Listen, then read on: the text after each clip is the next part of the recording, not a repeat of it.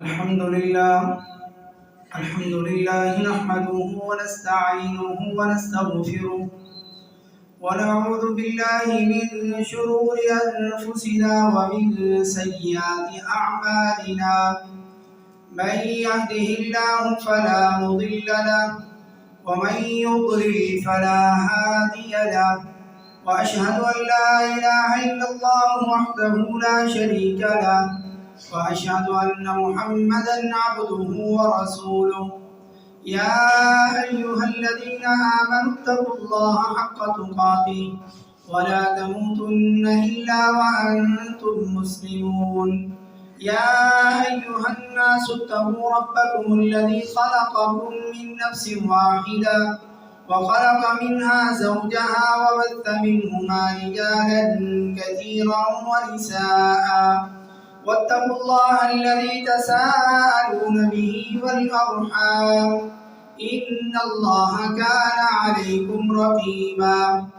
يا أيها الذين آمنوا اتقوا الله وقولوا قولا سديدا يصلح لكم أعمالكم ويغفر لكم ذنوبكم ومن يطع الله ورسوله فقد فاز فوزا عظيما.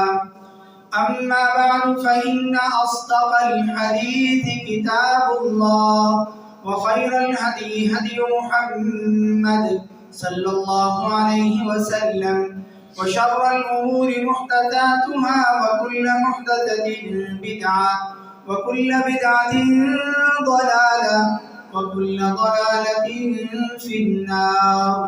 اللهم صل على محمد وعلى آل محمد كما صليت على إبراهيم وعلى آل إبراهيم إنك حميد مجيد. اللهم بارك على محمد وعلى آل محمد كما باركت على إبراهيم وعلى آل إبراهيم إنك حميد مجيد. أما بعد فأعوذ بالله السميع العليم من الشيطان الرجيم من همزه ونفخه ونفثه. بسم الله الرحمن الرحيم والفجر وليال عشر. قسم ہے فجر کی اور 10 راتوں کی. تمام قسم کی تعریفیں اس اللہ وحدہ لا شریک لہ کی ذات کے لیے خاص ہیں جو تمام جہانوں کا پالنے والا ہے.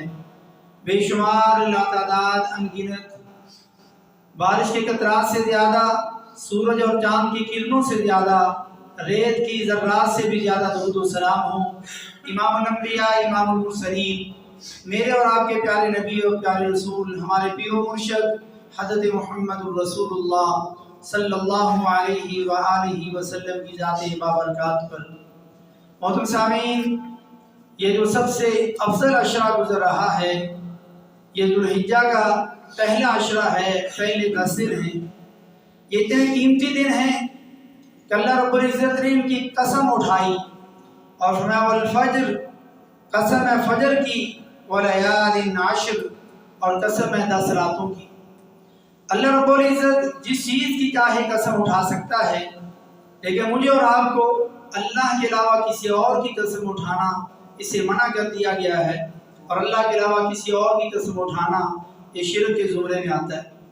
کسی چیز کی اللہ پاک قسم اٹھائے تو یہ اس کی اہمیت اور اس کے بڑے مقام کی دلیل ہے. اور اس سے جو 10 دن مراد ہیں وہ یہ ذوالحجہ کے 10 دن ہیں، اور دنیا کے یہ افضل ترین دن ہیں. پیارے نبی صلی اللہ علیہ وآلہ وسلم نے ارشاد فرمایا، صحیح الجامع کی حدیث ہے، افضل ایام الدنیا ایام العشر، کہ دنیا کے سب سے افضل ترین دنوں میں یہ 10 دن جو سب سے افضل ہیں، جو ذوالحجہ کے 10 دن ہیں. امام ابن تیمیہ رحمہ اللہ فرماتے ہیں کہ رمضان کی آخری 10 راتیں ذوالحجہ کی 10 راتوں سے افضل ہیں، کیونکہ ان میں لیلۃ القدر آتی ہے.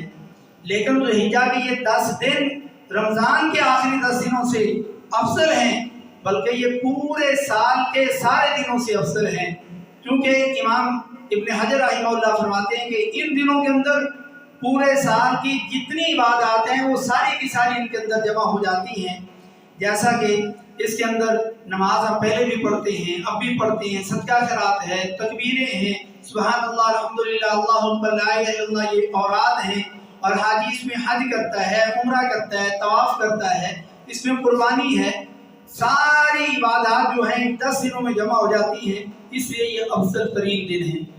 اور پیارے نبی صلی اللہ علیہ وآلہ وسلم نے ارشاد فرمایا من العمل فی ایام العشر افضل من العمل فی هذه قالوا ولا الجهاد قال ولا الجهاد الا رجل خرج يخاطر بنفسه وماله فلم يرجع بشيء کہ ان 10 دنوں کے عمل سے زیادہ کسی دن کے عمل کی اتنی فضیلت نہیں. پوچھا گیا جہاد کی بھی نہیں؟ تو فرمایا ہاں جہاد بھی نہیں، سوائے اس شخص کے جو اپنی جان اور اپنے مال کو خطرے میں ڈال کر کے نکلا، پھر ان دونوں میں کچھ بھی واپس نہ آیا. یعنی اس کی جان بھی اللہ کے راستے میں قربان ہو گئی، اور جو وہ مال لے کے نکلا تھا وہ بھی سارے کا سارا اللہ کے راستے میں خرچ ہو گیا. پھر یہ عمل ان دنوں میں افضل ہو سکتا ہے، اتنا بڑا عمل. لیکن اگر یہ نہیں تو پھر جو ہم روز بنا کے نیک اعمال کرتے ہیں، وہ نیک اعمال کرنا ان دنوں میں بہت زیادہ افضل ہے. انسان اپنے نیک اعمال پہ توجہ کرے کہ ان دنوں میں اس نے اپنے نیک اعمال کو بڑھایا ہے، یا جتنے پہلے تھے اتنے ہیں، یا اس سے بھی کم تو نہیں ہو گئے. یہ تو افضل ترین دن ہے. اگر پہلے تکبیر اولیٰ فوت ہو جاتی تو ان 10 دنوں میں یہ عادت ہو جائے کہ تکبیر اولیٰ فوت نہ ہو، اور یہ پھر باقی 12 مہینے یہ سلسلہ چلے.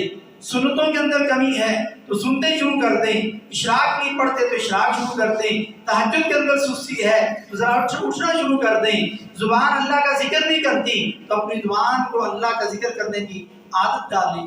اور ان دنوں کے اندر ایک دن یوم عرفہ کا دن ہے، 9 ذو الحجہ کا دن ہے، جس دن حاجی میدان عرفات کے اندر اتنی سخت گرمی، یہاں ابھی کچھ دنوں سے کتنی گرمی ہو گئی، اور عرب کی گرمی مشہور ہے، اور حاجی اس گرمی کی پرواہ نہ کرتے ہوئے احرام کی طرح 2 چادریں باندھ کر کے جو کفن کی طرح کے ہیں، اور فل گرمی کے اندر اللہ کے حضور میدان عرفات میں حاضر ہوتا ہے.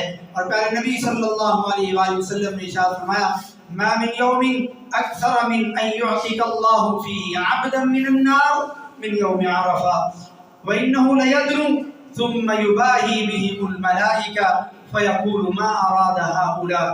کہ جیسے مسلم کی حدیث ہے، فرمایا کہ عرفہ کے دن سے بڑھ کر کے اور کوئی دن اتنی فضیلت والا نہیں، اتنا قیمتی نہیں، جس دن اللہ تعالیٰ اتنے زیادہ لوگوں کو جہنم سے آزاد کرتا ہو جتنا اس دن اللہ رب العزت جہنم سے آزاد کرتا ہے. یعنی باقی سال کے 11 مہینے اور 29 دنوں میں اتنا کوئی قیمتی دن نہیں ہے، نہ اتنے زیادہ لوگوں کی جہنم سے آزادی ہوتی ہے جتنی اس دن ہوتی ہے.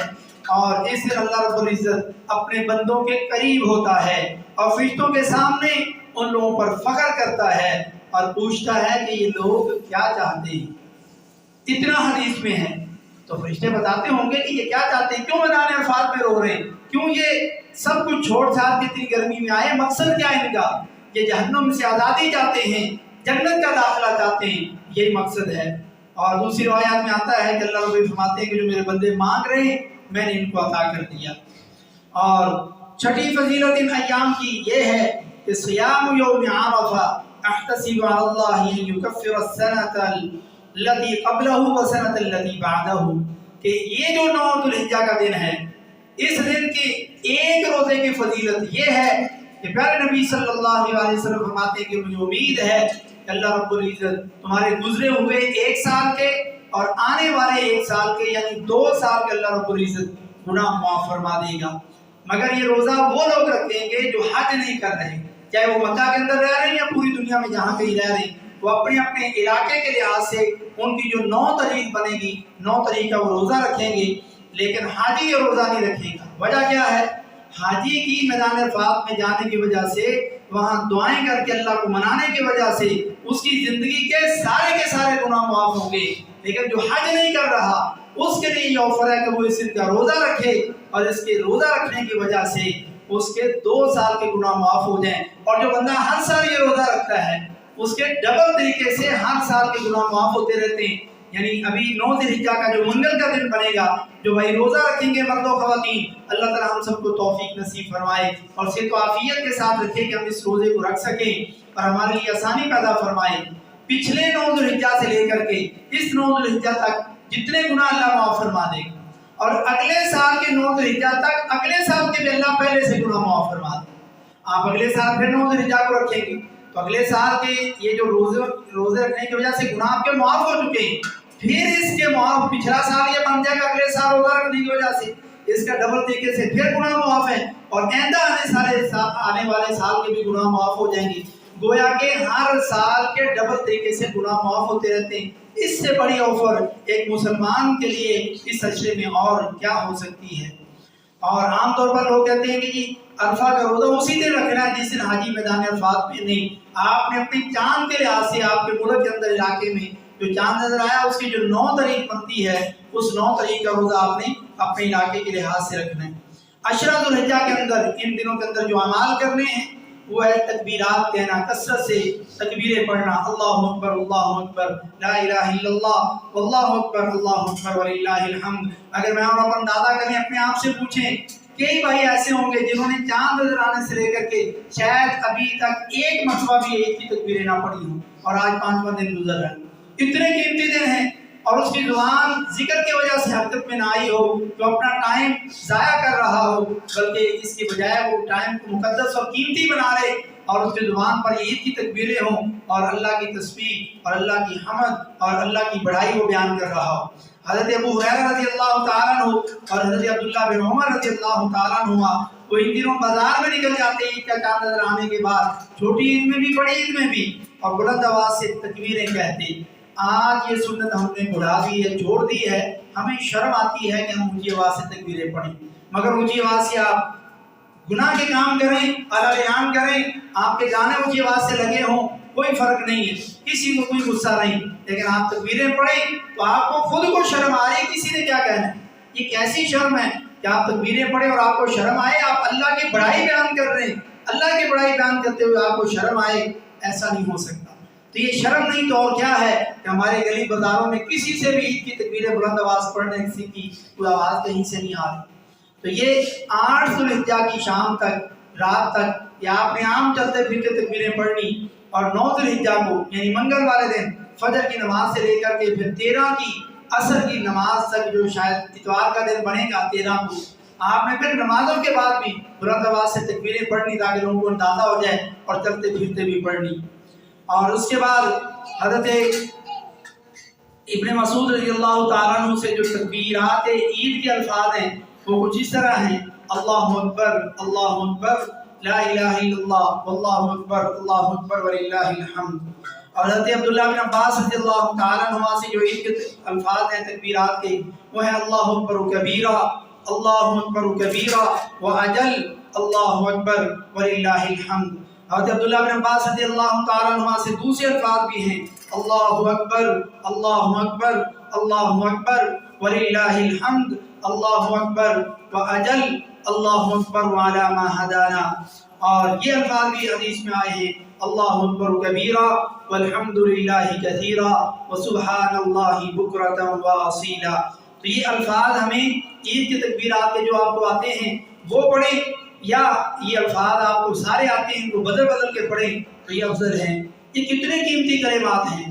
حاجی مکہ میں احرام باندھ کر کے جو ہے وہ تلبیہ بلند کرتا ہے اور عید کی تکبیریں پڑھتا ہے، اللہ کی بڑائی بیان کرتا ہے، یہ خاص الفاظ بھی عام بھی ہیں، حدیث پاک میں ہے: ما احل محل ولا کبر مکبر الا بشر قیل بالجنہ یا رسول اللہ صلی اللہ علیہ وآلہ وسلم قال نعم۔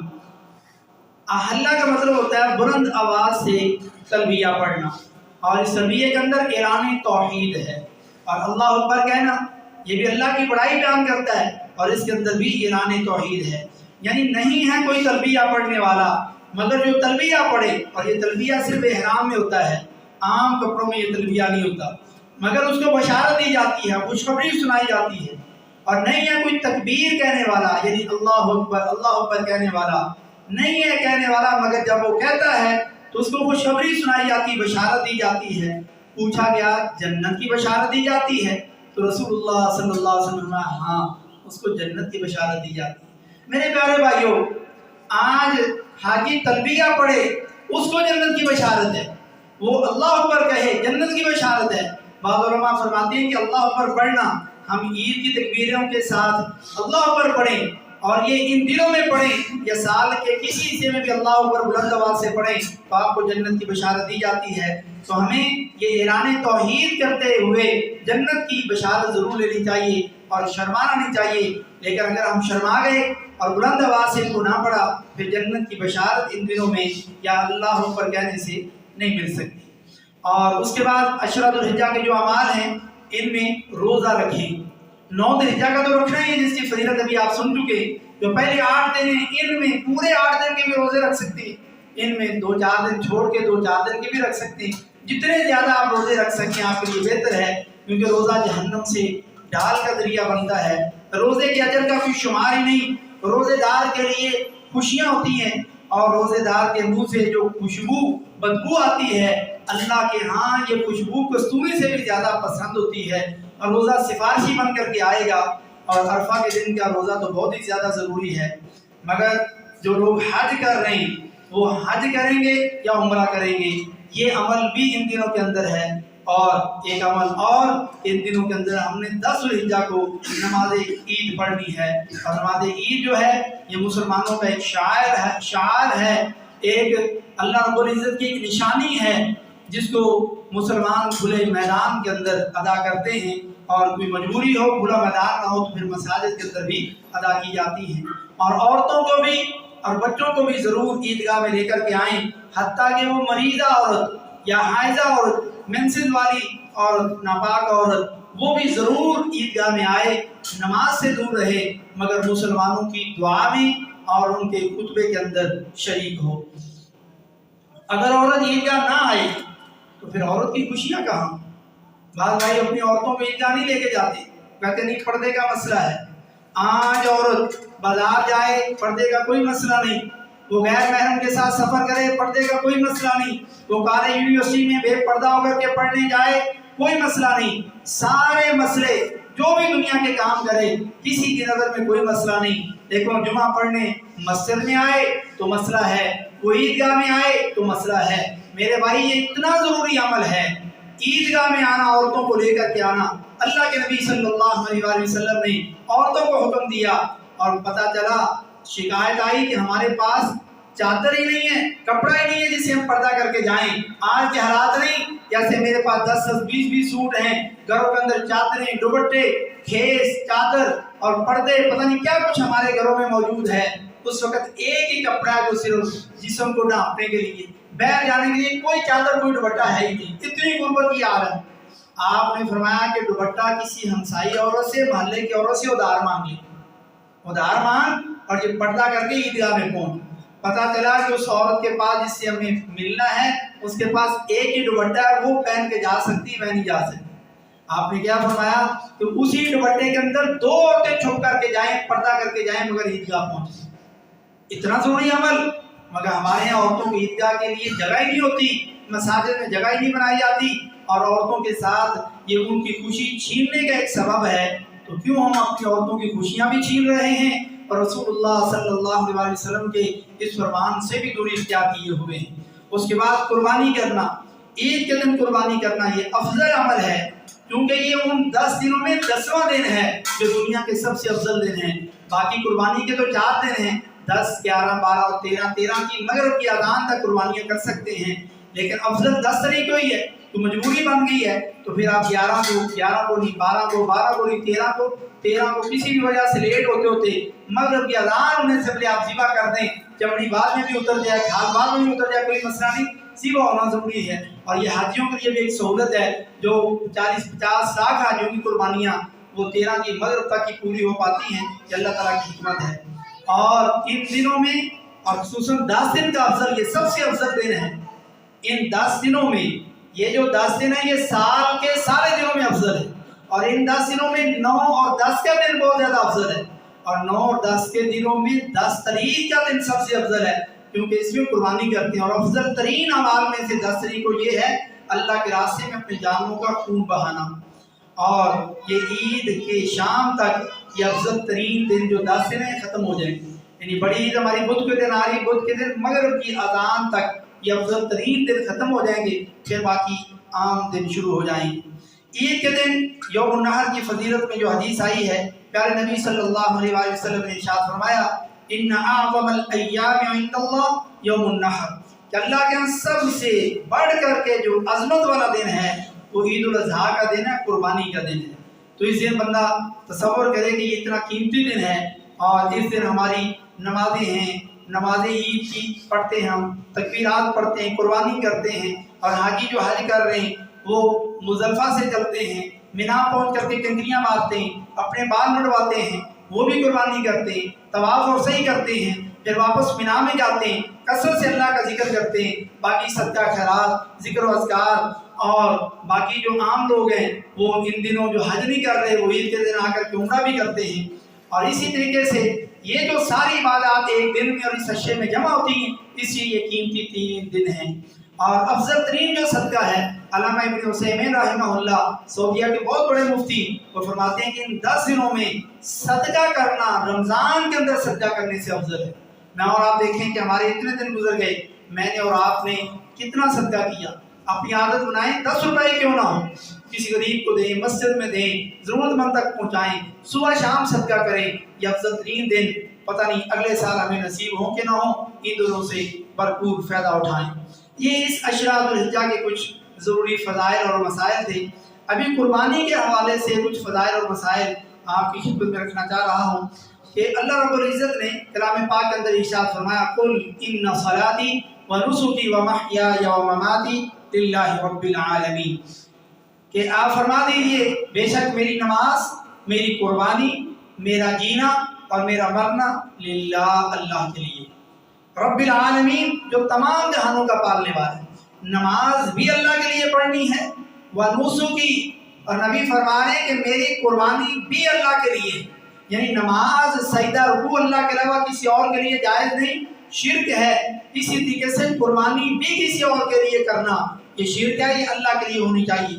اور قربانی کی فضیلت میں بعض روایات لوگ بیان کرتے ہیں، کوئی بھی روایت اس کی فضیلت میں پایا ثبوت کو نہیں پہنچتی، جیسے کہ یہ جنت میں پہنچنے کے لیے تمہاری سواریاں ہوں گی، ایسی بعض روایات آتی ہیں مگر کوئی صحیح ثابت نہیں ہے۔ اور تیسری یہ ہے کہ اس کی حکمت کیا ہے۔ دین اسلام کی ہر عمل کے اندر کوئی نہ کوئی حکمت ضرور ہے، چاہے وہ ہمیں پتہ چلے یا نہ چلے، لیکن کچھ حکمتیں جو نکالی جا سکتی اس میں پہلی حکمت یہ ہے کہ اللہ کے قریب ہونا، اللہ کا تقرب حاصل کرنا۔ انسان جب نماز پڑھتا ہے، قربانی کرتا ہے تو انسان اللہ کے قریب ہوتا ہے۔ جب اللہ کے قریب ہوتا ہے محبت بڑھتی ہے، نیک اعمال کرتا ہے، اور جب انسان نیک اعمال کرتا ہے تو اللہ رب العزت اپنے بندے کو معاف کرتا ہے اور اپنے بندے پر خوش ہوتا ہے، اور جب اللہ اپنے بندے پر خوش ہوتا ہے تو اللہ انعام کے طور پر جنت عطا فرماتا ہے۔ تو قربانی بھی اللہ کے قریب ہونے کا ایک ذریعہ ہے، اور یہ سنت ابراہیمی ہے۔ ابراہیم علیہ السلام کی بے مثال اور ایسی فرما برداری انہوں نے کی کہ جب حکم ہوا، ایک خواب دیکھا تو اپنے بیٹے کو ذبح کرنے کے لیے لے گئے۔ اللہ نے جب یہ جذبہ دیکھا، اللہ نے بیٹے کو نکال دیا اور وہاں پر ایک جانور کی قربانی وہاں پر ہو گئی، اور یہ مسلمانوں کے لیے یہ سنت بن گئی کہ ابراہیم علیہ السلام کے طریقے پر آپ قربانیاں کیجیے۔ لیکن اگر اسماعیل علیہ السلام ذبح ہو جاتے اور بیٹوں کو ذبح کرنا یہ سنت بن جاتی، آج میں اور آپ شاید ہوتے یا نہ ہوتے، یا اللہ کا کیا نظام ہوتا کہ ایک بیٹا کسی وجہ سے بچتا، ہر سال کوئی ایک بیٹا قربان ہوتا۔ کیا میں اور آپ آج جتنی اپنی اولاد سے محبت ہے، کیا میں اور آپ اپنے بیٹے کو ذبح کر پاتے، یا ہمارے والدین مجھے اور آپ کو ذبح کرتے؟ لیکن ابراہیم علیہ السلام اپنے بیٹے کو ذبح کرنے کے لیے چلے گئے۔ آج میں اور آپ دیکھیں کہ ابراہیم علیہ السلام نے کس طریقے سے سب سے پسندیدہ کی 80 سال کی عمر پر اللہ نے بیٹا عطا کیا، بوڑھے ہو گئے اور بیٹا ابھی چھوٹا سا، وہ تھوڑا سا بڑا ہوا ہے، خواب آیا کہ ذبح کرو تو ذبح کرنے چلے، انہوں نے تو بیٹا ذبح کر دیا۔ آج میں اور آپ اپنی خواہشیں ذبح نہیں کر سکتے۔ کسی بھائی کو کہیں داڑھی رکھ لیں، یہ نہیں جی سنت تو ہے، فرض تو ہے، لیکن کیوں مشکل ہے، ابھی شادی ہونی ہے، ابھی بیوی نہیں مانتی، ابھی فلاں مسئلہ ہے، ابھی فلاں مسئلہ ہے، نماز پڑھا کریں گی، بس دکان سے ٹائم نہیں ملتا، کام بڑا ہے، دھندے بہت ہیں دنیا کے۔ انہوں نے تو بیٹا قربان کر دیا، ہم ٹائم نہیں قربان کر پاتے، دکان بند نہیں کر سکتے، کاروبار روک نہیں سکتے۔ اگر نماز فرض کے وقت طواف کعبہ رک سکتا ہے تو میرا اور آپ کا کاروبار کیوں نہیں رک سکتا؟ ہماری دکان کیوں نہیں بند ہو سکتی؟ ہماری موٹر سائیکل کیوں نہیں رک سکتی؟ ہمارے تمام معاملات کیوں نہیں رک سکتے؟ کیا یہ ساری چیزیں طواف کعبہ سے بھی افضل ہے؟ نعوذ باللہ۔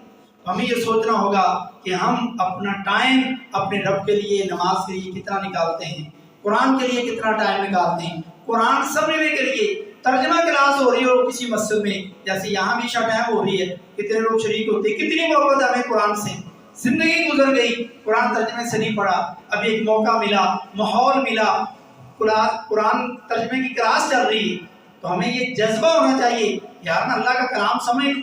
کسی کا میسج آ جائے عربی زبان کے اندر سمجھ نہیں آتی، عربی جاننے والے عالم کے پاس جاتے ہیں کہ یار یہ میسج روز آ رہا ہے، کیا لکھا ہے؟ لیکن اللہ کا میسج 1400 سال پہلے سے آیا، زندگی گزر گئی، ایک بار بھی نہیں پڑھا۔ ابھی تو موقع بنا ہوا ہے، فری کلاسز ہیں، بچوں کے اسکول کی فیسیں ہم ہزاروں دیتے ہیں، پھر بھی بچوں کو ٹائم سے اسکول بھیجتے ہیں، ان کی چھٹی نہ ہو، حرج نہ ہو، لیکن قرآن کا علم، حدیث کا علم فری ملتا ہے ہر جگہ پر، مساجد میں، مدارس میں، مگر لینے والا ہی کوئی نہیں ملتا۔ وجہ یہ فری ہونے کی ہے۔ اگر اس علم کی وجہ سے آج نوکریاں ملتی، جابز ملتی، کیا آپ نے اگر قرآن کا ترجمہ پڑھا ہے 18ویں اسکیل کی جاب ہے، اگر آپ نے صحیح بخاری صحیح مسلم حفظ کی ہوئی ہے 19ویں گریڈ کی جاب ہے، تو آج ہر بندہ قرآن ترجمے سے زبانی یاد کیے ہوتا۔ جیسے آج CSS کی تیاریاں ہوتی، کیوں ہو رہی ہیں؟ کیونکہ دنیا نظر آ رہی، لیکن قرآن ترجمے سے پڑھنے سے، حدیث پڑھنے سے دنیا نظر نہیں آ رہی، آخرت آنی ہے، وہ آنکھیں بند ہونے کے بعد آنی۔ تو اس لیے اپنے ٹائم کو قربان کریں۔ ابراہیم علیہ السلام اگر اپنا بیٹا قربان کرنے کے لیے تیار ہیں تو کیا ہم اپنے لیے اور اللہ کے لیے اپنا ٹائم بھی قربان کر سکتے؟ لیکن ہاں، موبائل کے لیے ہمارا ٹائم بہت ہے، فیس بک واٹس ایپ کے لیے ہمارا ٹائم بہت ہے، اس کو جتنا مرضی ہم ٹائم دے دیں، نہ ہم اکتاتے ہیں، نہ تھکتے ہیں، نہ ہمارے کام پر کوئی جوں تک ریگتی ہے۔ تو ہمیں یہ سوچنا ہوگا کہ ابراہیم علیہ السلام نے یہ قربانی کی، بیٹے کو قربان کرنے کے لیے تیار ہوئے، تو کیوں؟ یہ اللہ سے محبت تھی، اور محبت بھی کامل تھی، سچی محبت تھی، اور جہاں سچی محبت ہو وہاں سب کچھ قربان کر دیا جاتا ہے۔ آج پھر مجھے اور آپ کو سوچنا ہوگا کیا ہمیں بھی اللہ سے محبت ہے یا نہیں ہے؟ تو پھر نماز کے لیے ٹائم نکالنے میں پریشانی نہیں ہونی چاہیے، قرآن ترجمہ کے ساتھ پڑھنے کے لیے ٹائم نکالنے میں کوئی پریشانی گلجن نہیں ہونی چاہیے۔ سارے کام کاج چھوڑ کر کے باقاعدگی سے اس کلاس کے اندر ہمیں شریک ہونا چاہیے۔ بچوں کو قرآن پڑھنے کے لیے، بڑے بھی قرآن پڑھیں، اپنے تلفظ ٹھیک کریں۔ آج ساری زندگی گزر جاتی ہے، بچپن سے جیسے قرآن غلط پڑھا اسی طرح غلط پڑھتے جاتے ہیں۔ ہمیں کبھی غور کرنا چاہیے کہ اللہ کا کلام ہے، اللہ نے اس کو بولا اور پڑھا ہے، اور نہ اس کو غلط ہی پڑھے جا۔ تو ہمیں اور ٹائم نکال کر کے ان چیزوں کو سمجھنا چاہیے۔ اور تیسری چیز، چوتھی چیز، آل اولاد پر خرچہ قربانی کرنا۔ آپ اپنی قربانی کرتے ہیں، آل اولاد پر بھی خرچ ہے، ان کو گوشت کھانے کے لیے ملتا ہے، ہمسایوں کو بھی، رشتہ داروں پر بھی خرچ کرتے ہیں، غرباء اور مساکین کو بھی ملتا ہے، آپ تحفے کے طور پر ان کے ہاں بھیجتے ہیں۔ پانچویں حکمت یہ ہے کہ یہ شکر الہی ہے۔ اللہ رب العزت نے اتنے بڑے بڑے جانوروں کو ہمارے تابع کر دیا، اونٹ جیسا جانور، یعنی ایک بندہ اس کو ذبح کرتا ہے، طریقہ آگے آئے گا، ہم نے بتانا ہے۔ اللہ رب العزت کیا فرماتے ہیں؟ فَكُلُوا مِنْهَا وَأَطْعِمُوا الْقَانِعَ وَالْمُعْتَرَ كَذَلِكَ سَخَّرْنَاهَا لَكُمْ لَعَلَّكُمْ تَشْكُرُونَ۔ اس میں سے کھاؤ، اور جو سوال نہیں کرتے ان کو بھی دو، اور جو سوال کرنے آگے، مانگنے آگے، ان کو بھی دو، ان کو بھی کھلاؤ۔ اس طرح ہم نے جانوروں کو، چوپاؤں کو تمہارے تابع کر دیا ہے تاکہ تم شکر گزاری حاصل کر سکو۔ اور قربانی کے اندر یہ فرمایا پیارے نبی صلی اللہ علیہ وسلم کو سورہ کوثر کے اندر، فَصَلِّ لِرَبِّكَ وَانْحَرْ، اور آپ اپنی نماز پڑھیں، اس کے لیے ربی کا، اپنے رب کے لیے، نماز بھی رب کے لیے، وانحر، اور آپ قربانی کریں یہ بھی رب کے لیے۔ اور یہاں پر نہر کہا، ہاں بکرا ذبح، چھترا ذبح کرنا نہیں، بلکہ اونٹ بڑی قربانی، نبی بڑا ہے تو اللہ نے بڑی قربانی کا حکم دیا۔ آج ان کے پاس طاقت ہو، ہم ایک بکرا، دو بکرے ذبح کر کے کہتے ہیں کہ الحمدللہ بہت اچھی بات ہے، فرض اتنی ہے، لیکن آپ بڑی سے بڑی اللہ نے مال دیا ہے، اونٹ ذبح کریں، اکیلے کریں، جبکہ اونٹ کے اندر لوگ شریک ہو سکتے ہیں، آگے بات آئے گی، لیکن آپ اکیلے اونٹ ذبح کریں۔ پیارے نبی صلی اللہ علیہ وسلم نے حج کے موقع پر 100 اونٹ ذبح کیے، ایک حج کرنے، ایک قربانی کرنی تھی، ایک بکرے کی قربانی کافی تھی، لیکن آپ نے 100 اونٹ ذبح کیے، اور ایک اونٹ کے اندر حج میں 7 لوگ شریک ہو سکتے ہیں۔ گویا کہ یہ 700 قربانیاں بنتی جو اللہ کے نبی صلی اللہ علیہ وسلم نے اللہ کے راستے میں کی۔ اور عید کی بھی قربانی آتی ہے، اور اپنی بیویوں کے لیے بھی گائے ذبح کی۔ جب اللہ کے نبی صلی اللہ علیہ وسلم خرچ کرتے تو تیز آنے کی طرح خرچ کرتے ہیں۔ یعنی آج دنیا کے مالدار ترین لوگ حج کرنے جاتے ہیں، کسی سنت پر عمل کیا ہو کہ میں 100 اونٹ ذبح کرنے حج پر، مال موجود ہے لیکن یہ جیرا اور جگرا موجود نہیں، اس سنت پر عمل کرنے کے بارے میں کبھی سوچا نہیں۔ تو اللہ کے ہمارے فصلی لربک وانحر کہ نماز اپنے رب کے لیے پڑھیں اور قربانی بھی اپنے رب کے لیے کریں۔ تو نماز بھی اللہ کے علاوہ کسی اور کے لیے نہیں، قربانی بھی اللہ کے علاوہ کسی اور کے لیے نہیں۔ اور حضرت علی رضی اللہ تعالیٰ عنہ فرماتے ہیں کہ مجھے نبی صلی اللہ علیہ وسلم نے 4 باتیں بتائی، ان میں سے ایک یہ ہے کہ لعن اللہ من ذبح لغیر اللہ، اللہ تعالیٰ اس شخص پر لعنت کرے جو شخص غیر اللہ کے لیے ذبح کرے، یہ صحیح مسلم کی حدیث ہے۔ اور پیارے نبی صلی اللہ علیہ وآلہ وسلم نے یہ بھی فرمایا فَلْيَذْبَحْ عَلَىٰ اسْمِ اللَّهِ کہ اللہ کے نام پر اس قربانی کو ذبح کریں، یعنی اللہ کے علاوہ کسی اور کے لیے قربانی کو ذبح کرنا جائز نہیں۔ چھٹی چیز یہ ہے، آپ صلی اللہ علیہ وسلم نے ارشاد فرمایا من کان لہ سعۃ ولم یضحی فلا یقربن مصلانا، جو بندہ طاقت اور وسعت ہونے کے باوجود قربانی نہیں کرتا وہ ہماری عیدگاہ کے قریب نہ آئے۔ جس سے بعض علماء نے کہا کہ یہ قربانی واجب ہے، واجب تو نہیں لیکن یہ واجب کے قریب قریب ہے، سنت مؤکدہ سے زیادہ بڑا مقام ہے اور واجب کے قریب قریب ہے، تو ہمیں طاقت ہوتے ہوئے قربانی سے دور نہیں رہنا چاہیے۔ یعنی آپ کہہ رہے ہیں جس سے طاقت ہے قربانی نہیں کرتا ہماری عیدگاہ میں نہ آئے، اس کو آنے کی کوئی ضرورت نہیں، یعنی آپ اپنی نفرت اور غصے کا اظہار فرما رہے ہیں۔ تو قربانی کے لیے ہمیں یہ توجہ کرنی چاہیے۔ قربانی کرنے والے کے لیے کچھ شرائط ہیں۔ پہلی شرط یہ ہے کہ وہ صحیح عقیدے والا ہو، کفر شرک اور بدعات سے پاک ہو، کیونکہ جس کا عقیدہ ٹھیک نہیں ہے اس کی کوئی بھی عبادت قبول نہیں ہوتی، جیسا کہ صحیح حدیث میں یہ بات موجود ہے۔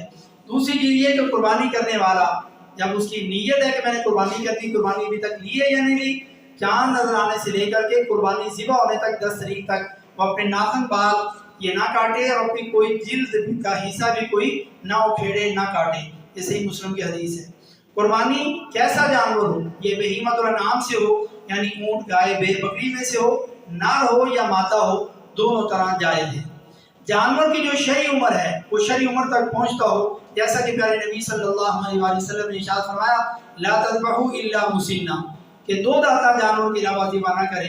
کہ عمر عام طور پر جو بکرے چپٹے کی ہے وہ 14 سے 18 ماہ تک ہو تو پھر وہ 2 دانتہ، پنجابی میں جسے ہم دوندا کہتے ہیں وہ تب ہوتا ہے۔ 12 ماہ تک وہ کھیرا ہوتا ہے، ابھی تک دوندا نہیں ہوتا۔ چھترا جس کو ہم کہتے ہیں، اس کی نبی صلی اللہ علیہ وسلم نے اجازت دی تھی ایک صحابی کو، لیکن آج کل لوگوں کے اندر یہ مشہور ہے کہ چھترا کھیرا چل جاتا ہے، جبکہ یہ بہت ہی زیادہ تنگی کی صورت اور نئی قربانی مل رہی، اس صورت میں تنگی کی صورت میں یہ ممکن ہے ورنہ نہیں۔ عام طور پر چھترا بھی 2 دانتہ ہی ڈھونڈنا چاہیے، کھیرا چھترا نہیں کرنا چاہیے۔ یہ بہت مشکل میں بھی صورت ہو تو پھر جائز ہو سکتا ہے، عام حالات میں نہیں۔ جانور 5 عیوب سے پاک ہونا چاہیے، کان کٹا ہوا نہ ہو، کان میں کوئی سوراخ نہ ہو۔ آنکھ اور کان کو بڑے دھیان سے دیکھ کر کے قربانی لینے کا ہمیں بتایا گیا ہے۔ اگر آنکھ اور کان میں کوئی مسئلہ ہے، سوراخ ہے، کٹا ہوا ہے یا رگڑا ہوا ہے، کوئی بھی مسئلہ ہے یا آنکھ ٹیڑھی ٹوڑی لگ رہی ہے تو پھر ایسا جانور نہیں کرنا چاہیے۔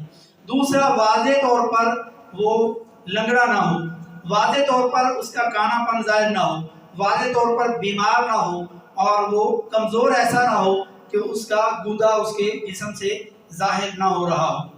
کان اور آنکھ کو اچھے طریقے سے انسان دیکھے، اس کا کان کترا ہوا، کٹا ہوا یا سوراخ والا نہ ہو تو ایسے جانور کی قربانی نہ کریں، جیسا کہ مسلم احمد کے اندر یہ حدیث موجود ہے۔ اس کے بعد یہ کہ جانور اپنی ملکیت کے اندر موجود ہو، چوری والا جانور یا غلط طریقے سے حاصل کیا گیا جو جانور ہے اس کی قربانی صحیح نہیں ہے، دھوکے سے خریدا گیا یا دھوکہ کر کے لیا گیا جانور، اس کی قربانی صحیح نہیں ہے۔ یہاں پر ایک بات بھی مزاحیہ کے طور پر ذہن میں آئی، ایک بندے نے مرغی چوری کی، چوری کر کے وہ قصائی کے پاس کیا کہ مرغی ذبح کرتے ہیں، لیکن اس کو بار بار کہہ رہا ہے کہ بسم اللہ اللہ پر کیا کہ ذبح کرنی، کہیں حرام نہ ہو جائے، کہیں حرام نہ ہو جائے۔ ادھر فکر ہے کہ بسم اللہ اللہ پر پڑھے بغیر ذبح نہیں کرنی، حرام نہ ہو جائے، جو چوری کی ہے اس کا کوئی مسئلہ نہیں۔ یہ دھوکہ دے کر کے، چوری کر کے، فراڈ کر کے قربانی کرنا، اللہ کو ایسی قربانی کی پھر ضرورت نہیں ہے۔ اور فرما بھی دیا لن ینال اللہ لحومها ولا دماؤها کہ تمہاری قربانی کا گوشت اور خون اللہ کو نہیں پہنچتا، بلکہ جو تقوی ہے تمہارے دلوں میں کیا ہے یہ اللہ کو پہنچتا ہے، اللہ کا ڈر یہ اللہ کے یہاں پہنچتا ہے کہ کس لیے قربانی کر رہے۔ آج ہمیں حکم ہے کہ قربانی کا جانور بے عیب ہونا چاہیے اور یہ اللہ کا حکم ہے۔ جیسے ابھی بھی آپ نے کچھ چیزیں سماعت کی، مگر قربانی کرنے والا جو شخص ہے وہ کیسا ہونا چاہیے؟ وہ فراڈیا ہو، وہ بے نمازی ہو، وہ دھوکے باز ہو، سگریٹ پینے والا ہو، داڑھی منڈوانے والا ہو، شلوار نیچے رکھنے والا ہو، مسجد کا پورا سال منہ نہ دیکھنے والا ہو، سود کھانے والا ہو، ماں باپ کا نافرمان ہو، حرام کھانے والا ہو، بد اخلاق ہو، جیسا مرضی ہو چلے گا، لیکن بکرا جو ہے وہ بے عیب ہونا چاہیے۔ میرے بھائی یہ بکرا جو بے عیب ہونا چاہیے کس نے حکم دیا ہے؟ اللہ نے۔ اور مجھے اور آپ کو ان سارے گناہوں سے بچنے کا حکم کس نے دیا؟ اللہ نے۔ تو قربانی کے لیے تو ہم اللہ کا حکم مان رہے ہیں، لیکن اپنے آپ کو صحیح کرنے کے اللہ کا حکم کیوں نہیں مان رہے؟ تو ہمیں قربانی کرتے وقت ان چیزوں پر توجہ دینی چاہیے کہ دونوں جگہوں میں حکم کس کا ہے۔ اگر دونوں چیزوں میں میرے لیے بھی حکم اللہ کا یہ سارے گناہ چھوڑنے کا، تو مجھے اپنے آپ کو پہلے صحیح کرنا ہے۔ اور قربانی کا جانور بے عیب ہو، کس کا حکم ہے؟ اللہ کا۔ تو مجھے قربانی کا جانور بھی بے عیب ڈھونڈنا چاہیے اور ویسا ہی کرنا چاہیے۔ قربانی وقت کے اندر ہو، یعنی 10 تاریخ کو، 11، 12، 13 کو، 13 کے بعد اور عید کی نماز پڑھنے سے پہلے قربانی نہیں ہوگی۔ نہ عید کی نماز، آپ جس علاقے میں ہو جہاں آپ نے عید کی نماز پڑھ لی، آپ کی قربانی کا ٹائم شروع ہو گیا۔ آپ نے عید کی نماز مثلا پڑھی مغل پورہ میں، آپ کی قربانی کا ٹائم شروع ہو گیا۔ یہاں ابھی نہیں ہوئی، آپ کی عید کی قربانی کا ٹائم شروع ہو گیا، لیکن آپ یہاں پڑھ رہے ہیں، جب تک یہاں کی عید نماز نہیں ہوگی آپ عید نماز نہیں پڑھیں گے، آپ کی قربانی کا ٹائم شروع نہیں ہوگا۔ ایسے 13 تاریخ کو مغرب کی اذان کے بعد آپ کی قربانی کا ٹائم ختم ہو گیا۔ یہ قربانی کا ٹائم ہے، اس کے اندر قربانی کرنی 4 دن کے اندر۔ شرکاء یعنی قربانی کے اندر کتنے لوگ شریک ہو سکتے ہیں؟ حج کی جو قربانی ہوتی ہے اس کی قربانی کو کہتے ہیں حدی۔ اس کے اونٹ کے اندر اور گائے کے اندر 7 لوگ شریک ہو سکتے ہیں، اونٹ میں بھی اور گائے میں بھی۔ لیکن جو عید کی قربانی ہوتی ہے اس کو کہتے ہیں اضحیہ، عید الاضحیٰ سے اضحیہ۔ اس کی گائے کے اندر تو 7 لوگ ہی شریک ہو سکتے ہیں، مگر اس کے اونٹ کے اندر 10 لوگ شریک ہو سکتے ہیں، جیسا کہ سنن ترمذی کی یہ حدیث موجود ہے۔ تو یعنی عید کی قربانی کے اندر اونٹ کے اندر 10 لوگ شریک ہو سکتے ہیں، مگر حج کے اندر جو اونٹ آپ نے ذبح کرنا ہے وہ اکیلا بھی کر سکتے ہیں، مگر اس کے اندر 7 لوگ شریک ہو سکتے ہیں، مگر جو بکرا دمبا وغیرہ وہ اکیلے بندے کا ہی ہوگا۔ حضرت ابو ایوب انصاری رضی اللہ تعالیٰ عنہ سے پوچھا گیا کہ رسول اللہ صلی اللہ علیہ وسلم کے دور میں قربانیاں کیسے ہوتی تھی؟ تو انہوں نے فرمایا کہ آدمی اپنے اور اپنے گھر والوں کی طرف سے ایک بکری ذبح کرتا تھا تو خود بھی کھاتے اور دوسروں کو بھی کھلاتے، حتیٰ کہ پھر لوگ ایک دوسرے پر فخر کرنے لگے۔ تو اب اس طرح ہو گیا ہے جیسے آپ دیکھ رہے ہیں، اس دور کی بات ہے، اور یہ سنن ترمذی کے اندر حدیث موجود ہے ابو ایوب انصاری رضی اللہ تعالیٰ عنہ کا فرمان۔ آج میں اور آپ بھی دیکھیں، کیا ہم دیکھا دیکھی جو قربانیاں بڑی اور بڑی مہنگی، ایک بکرا جو 1 لاکھ کا 2 لاکھ کا بڑا اچھا مل جاتا ہے، وہ 16 لاکھ کا 20 لاکھ کا خریدا جا رہا ہے، کیوں؟ صرف فخر اور بڑھانے کے لیے، لوگوں کو دکھانے کے لیے تو نہیں ہے۔ یعنی آپ 20 لاکھ 1.5 لاکھ 2 لاکھ 2.5 لاکھ کا بکرے ایسے 10 کر سکتے ہیں، جو 20 لاکھ آپ ایک ہی بکرا لے رہے ہیں، آپ 40 لاکھ کا ایک اونٹ لے رہے ہیں، جبکہ اونٹ 3 لاکھ کا اچھا مل جاتا ہے۔ یعنی یہ بڑھوتی اور دکھاوا، یہ فخر جو اس دور میں شروع ہو گیا تھا، تو ابو ایوب انصاری فرماتے ہیں کہ ہم ایک بکری ذبح کرتے اپنے لیے، اپنے گھر والوں کے لیے، اور یہ کافی ہوتی، کھاتے اور کھلاتے بانٹتے، مگر پھر لوگ فخر کرنے لگے، جیسا کہ آج کل آپ لوگ دیکھ رہے ہیں۔ عید کی نماز کی بات ابھی میں نے کر دی کہ کب ٹائم شروع ہوتا ہے۔ پہلے دن کی قربانی افضل ہے، یہ بھی ہم ذکر کر چکے ہیں۔ پہلے عشرے کے اندر ہی یہ دن شامل ہے، اس لیے یہ دن زیادہ افضل اور قیمتی ہے۔ نیت اور اللہ کی رضا، نیت جیسی ہوگی ویسے عمل قبول ہوگا۔ کوئی بھی عمل ہے اس کی نیت دل سے ہوتی ہے، سوائے حج، عمرہ اور قربانی، ان کی نیت دل کے بعد زبان سے بھی الفاظ دہرائے جاتے ہیں۔ ان کے علاوہ کوئی بھی عبادت ہے ان کی نیت زبان سے نہیں کرنی، نہ نماز کی، نہ جنازہ کی، نہ نفل کی، نہ طواف وغیرہ کی۔ باقی ہر عبادت کی نیت دل سے ہے، سوائے ان 3 کے، حج، عمرہ اور قربانی، ان کی نیت اصل دل میں ہے، دل کے بعد زبان سے بھی الفاظ دہرانے جو آگے دعا آ رہی ہے۔ اس کے بعد چھری اچھی طرح تیز کرے اور جلدی جلدی ذبح کرے۔ جانور کو قبلہ رخ لٹائے، الٹے ہاتھ سے اس کا چہرہ پکڑے، یعنی ابھی ادھر قبلہ ہے تو آپ نے جانور کو ادھر کھڑا کرنا، اس کا چہرہ اس طرف ہو اور آپ اس کی ٹانگیں ادھر ہوں، چہرہ آپ کے بائیں ہاتھ میں ہوگا، دائیں ہاتھ سے آپ نے چھری پکڑنی ہے، اور سنت ہے اس کے پہلو پر اپنا دایاں پاؤں رکھیں۔ اللہ کے نبی صلی اللہ علیہ وسلم جانور ذبح کرتے اور یہ صحیح مسلم کی حدیث ہے۔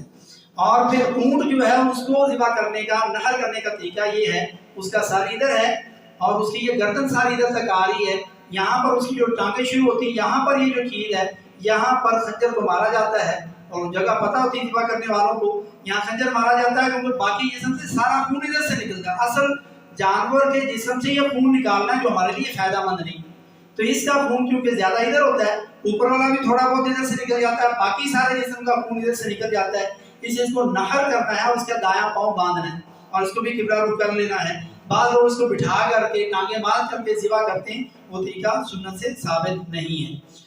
اس کے بعد ہمیں یہ دیکھنا ہے کہ اس کی جو دعا ہے وہ دعا ہمیں پڑھنی چاہیے، انی وجہت وجہی للذی فطر السماوات والارض حنیفا وما انا من المشرکین ان صلاتی ونسکی ومحیای ومماتی للہ رب العالمین لا شریک لہ وبذلک امرت وانا اول المسلمین اللہم منک ولک تقبل منی۔ اگر آپ دوسرے کی طرف سے کہہ رہے ہیں تو کہیں گے اللہم تقبل من، آگے مثلا عبد الرحمن اللہم تقبل من عبد الرحمن، پھر آگے آپ کہیں گے پر بسم اللہ اللہ اکبر، یہاں واو بھی آتی ہے، بسم اللہ واللہ اکبر، دونوں طرح حدیث میں موجود ہے، بسم اللہ اللہ اکبر بھی اور بسم اللہ واللہ اکبر بھی۔ عام طور پر ہمارے جو یہ مرغی ذبح کرنے والے بھائی وہ اللہ اکبر 3 بار پڑھتے ہیں، یہ صحیح نہیں، اللہ اکبر 1 بار ہی پڑھنا ہے، نہ ہی بسم اللہ پوری پڑھنی۔ حدیث میں جتنی بات آئی اتنی، آپ بسم اللہ الرحمن الرحیم اللہ اکبر پڑھیں گے آپ کی قربانی صحیح نہیں۔ آپ بسم اللہ اللہ اکبر اللہ اکبر اللہ اکبر اللہ اکبر اللہ، جتنی بار مرضی ہے تو اللہ کا نام بڑا قیمتی ہے، مگر یہاں پر نبوی طریقہ یہ نہیں، یہاں پر نبوی طریقہ 1 بار اللہ اکبر۔ تو ہمارے عام طور پر جانور ذبح کرنے والے کسائی سے اگر آپ ذبح کرواتے ہیں، یا وہ رات کو بھی ایک جگہ پر تھا تو بھائی بتا رہے تھے ہم تو جب ذبح کرتے ہیں چھری چل رہی 7 بار اللہ اکبر اللہ اکبر اللہ اکبر پڑھتے رہتے، بھائی یہ تو نبی نے نہیں بتایا، نہ حدیث میں یہ بات آئی، آپ کیوں اللہ اکبر بار بار پڑھ رہے؟ جتنی بار حدیث میں جو بات آئی ہے اتنی کریں پھر ہی قربانی قبول ہوگی۔ چھری جانور کے سامنے تیز نہیں کرنی چاہیے۔ یہاں پر ہمارے جو بھائی مرغی کاٹنے والے ہیں ہمارے اداروں کو توجہ کرنی چاہیے، ایک مرغی کے سامنے ڈیلی کتنی مرغیاں ذبح ہوتی ہیں اور ان مرغیوں کی جان نکلتی رہتی ہے، ہمارے ساتھ بھی ہونے والا ہے، ان کو چھپایا ہو پیچھے ہو جہاں مرغی ذبح کرنی، ایسے جانوروں کو بھی ذبح کرنا ہے تو ایک دوسرے کے سامنے ذبح نہ کریں، نہ ان کے سامنے چھری تیز کریں، نہ ہی جانوروں کو گھسیٹ کر کے جہاں ذبح کرنا وہاں لے کر کے جائیں، آرام سے پیار سے اٹھا کے جو جانور جس طرح کے اس طریقے سے اس کو لے کے جائیں۔ قربانی اپنے ہاتھ سے ذبح کریں جس کی قربانی کی افضل ہے۔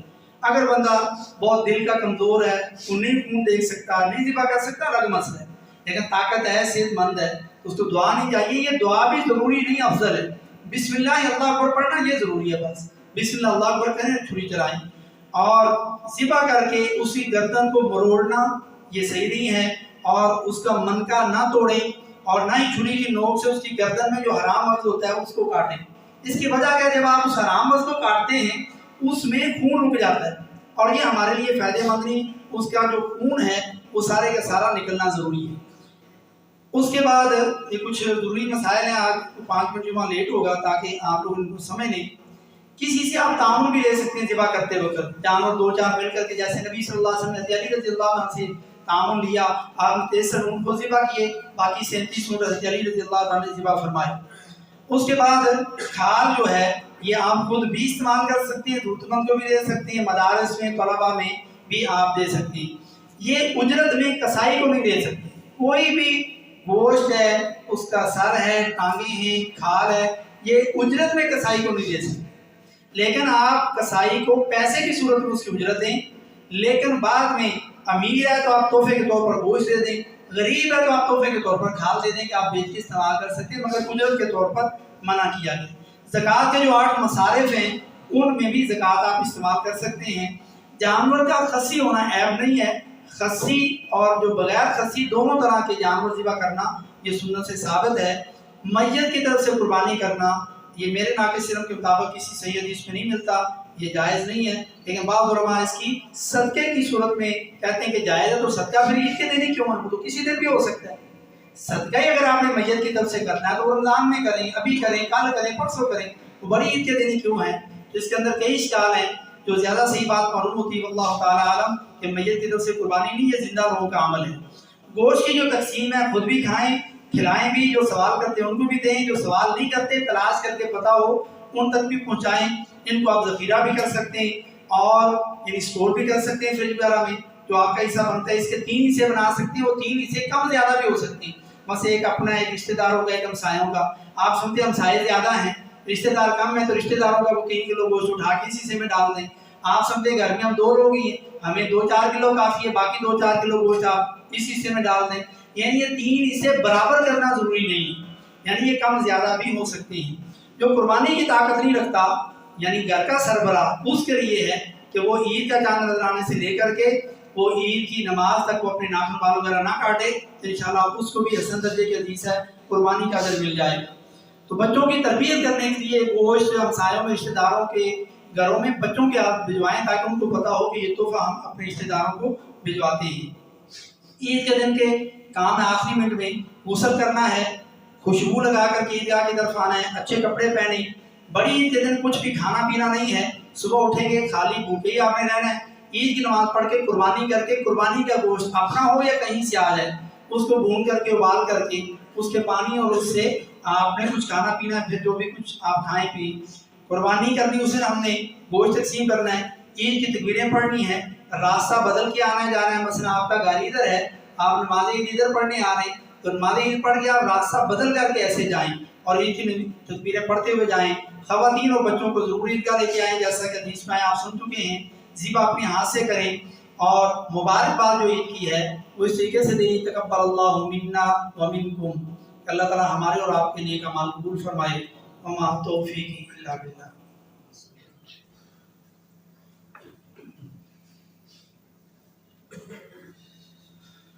الحمدللہ نحمده ونستعینه ونستغفره ونعوذ باللہ من شرور انفسنا ومن سیئات اعمالنا، من يهده الله فلا مضل له ومن يضلل فلا هادي له، واشهد ان لا اله الا الله وحده لا شريك له واشهد ان محمدا عبده ورسوله۔ جو بھائی باہر کھڑے ہیں اوپر جگہ موجود ہے، آپ اوپر تشریف لے جا سکتے ہیں۔ آج کا جمعہ 5-6 منٹ لیٹ ہوا، وہ یہ تھا کہ دونوں ذوالحجہ کے مسائل اور قربانی کے مسائل ایک ہی مجلس میں آ جائیں، پھر اگلا جمعہ نہیں آئے گا۔ باقی جو عید کے کچھ مسائل ہیں، قربانی کے مسائل ہیں، وہ عید کے خطبے میں بھی کچھ آ جائیں گے، اس لیے آج کا جمعہ کچھ لینتھی ہوا۔ اللہ رب العزت ہم سب کا بیٹھنا قبول فرمائے۔ ان اللہ وملائکتہ یصلون علی النبی یا ایھا الذین آمنوا صلوا علیہ وسلموا تسلیما، اللهم صل وسلم وزد وبارک وانعم على حبیبک ورسولک محمد وعلى آلہ وصحبہ اجمعین۔ اللهم اعز الاسلام والمسلمین واذل الشرک والمشرکین، اللهم انصر کتابک وسنة نبیک وعبادک الصالحین، اللهم انصر المجاہدین فی کل مکان، اللهم اشف مرضانا ومرضى المسلمین، ربنا آتنا فی الدنیا حسنہ وفی الآخرة حسنہ وقنا عذاب النار، سبحان ربک رب العزة عما یصفون وسلام علی المرسلین والحمد للہ رب العالمین۔